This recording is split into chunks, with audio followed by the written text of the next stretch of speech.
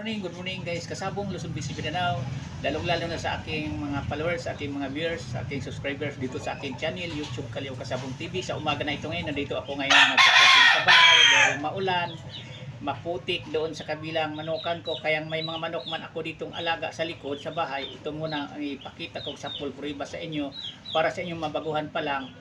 Kasi sa umaga na ito ngayon, ituturo ko naman sa inyo ang aking kaalaman, ang aking mga pamaraan mabilis masiglakihan aking mga sisiw, aking mga diol, hindi sila sakitin. Ito na siya, may ipakita ko example for iba sa inyo.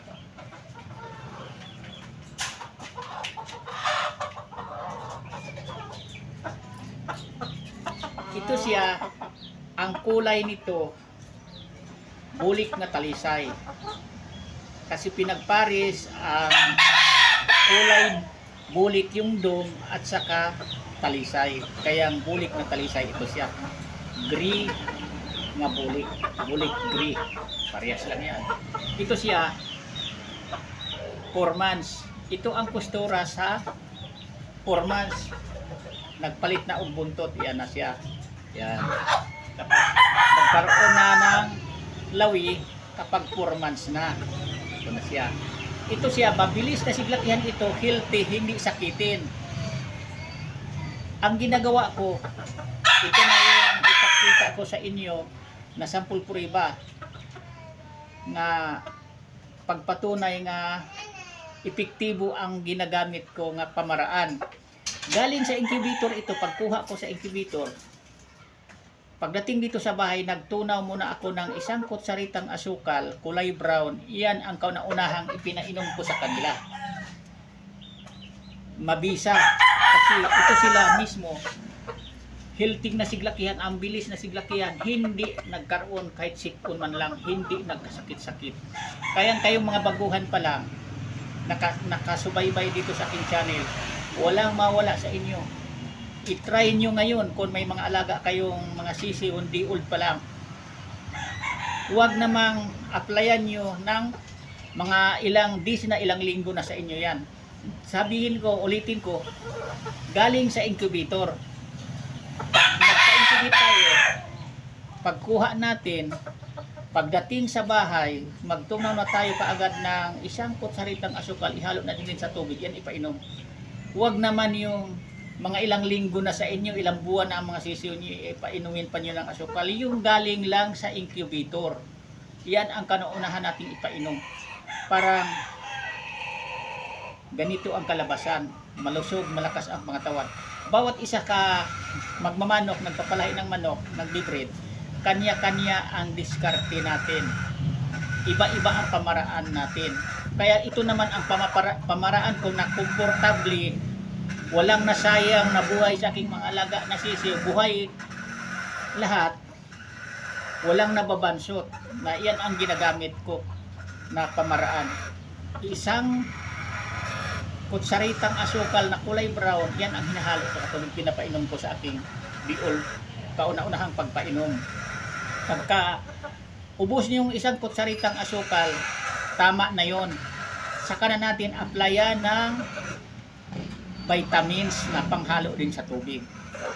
Ulitin ko, isang kutsaritang asukal, ihalo natin sa tubig, itunaw, pagka ubos niyan, saka natin palitan ng vitamins naman na panghalo sa ating inuming mga sisiw.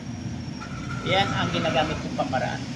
Sana mayroon kayong mapulot o matutunan dito sa pagpanood nyo sa aking channel, sa aking kaalaman, sa aking mga content video tungkol sa pag-alaga ko ng manok. Kasi ang pag-alaga dito sa manok, malulugi tayo kapag ang ating mga manok bansutin, mabagal masiglakihan, lugi tayo sa dinasgastos natin. Kasi malakihan lang tayo sa pag bili-bili ng gamot, tapos ang ating mga manok, kahit 7 months na, sisiw pa rin ang pangatawan. Ito siya, 4 months, makita nyo naman sa sukat.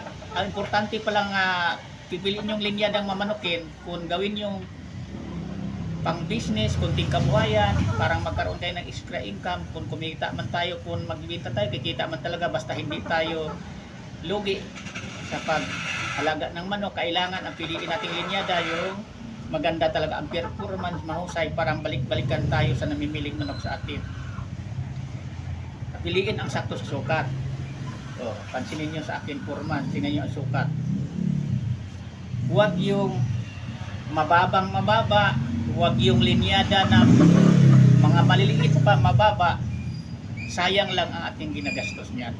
Kung magmamanok lang tayo, dito na tayo sa sakto sa sukat, kasi kung gustuhin na nating mag-out magbinta, kung magpag-harvest na tayo, sakto din sa presyohan. Nagkadepende yan sa quality, sa linyada, sa performance sa manok ang presyohan. Kahit nga tulad sa akin mismo, paliwanag ko sa inyo, ako mismo, ang linyada sa minamanok ko, iba-iba din ang presyohan yan. Kasi nagkaiba-iba din ang sukat, iba-iba ang klase sa pagka-quality, nagkadepende sa quality, sa linyada sa manok o sa performance, ang presyohan din. Yan ang ipaintindi ko rin sa inyo. Hindi kay porket, halimbawa, malaking breeders, kilala niyo yung breeders, ang mga manok niyan, hindi po parehas ang presyohan. Mayroong mababa, mayroong nakataas, mayroong pinakamataas ang presyohan. Nagkadepende sa quality, sa performance sa manok niyan, sa linyada, nagkaiba-ibang linyada kasi ang manok ngayon kroses-kroses. Kaya ang presyohan, magtaka kayo, bakit may sa malaking farm may 30 mil, may 15 mil, may 50 pataas. Mula talaga yan sa farm, mula sa 12 mil yan hanggang 30,000 ang mga manok. Mayroon pang 300,000 doon na nag-farm.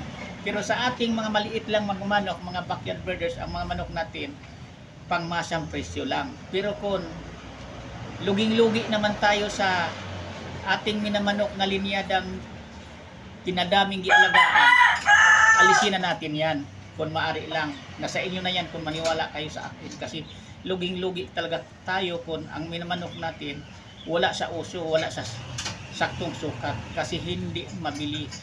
Kung may bibili man yan, ilan-ilan lang ang bumibili. Papaano naman kung marami ang manok nyo?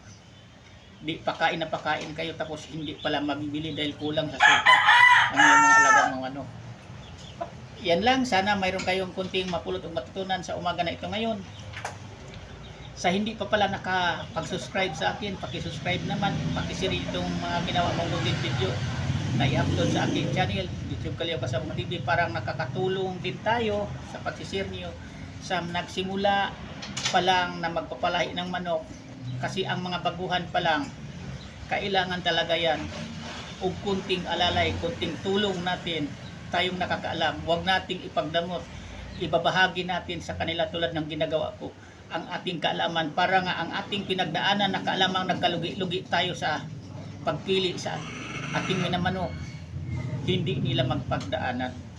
Malaking bagay din ang pagpanood nyo sa nagkukuntin, kasi dito sa pagkukuntin libre, parang nanood na kayo ng seminar, parang nag-attend na kayo seminar, di na kayo lumalayo pa, kusa na kaming nagkukuntin, lalapit sa pamamahay nyo. Panoorin nyo na lang kami sa bawat isa sa cellphone nyo, doon sa manood kayo sa YouTube.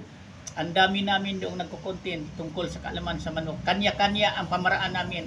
Iba sa akin, iba sa kanila. Pero dito sa akin, kahit papaano, mayroon talaga kayong mapulot o matutunan na pangdagdag sa kaalaman niyo sa pag-alaga ng ating mga manok, na hindi tayo laging man lang malulugi sa ating ginagastos. Minsan, kumikita din tayo. Yan lang. Thank you ulit sa pag-round. Bukas ulit, ibang topic ipapaliwanag ko sa inyo. Maraming salamat sa inyo lahat. Bye-bye.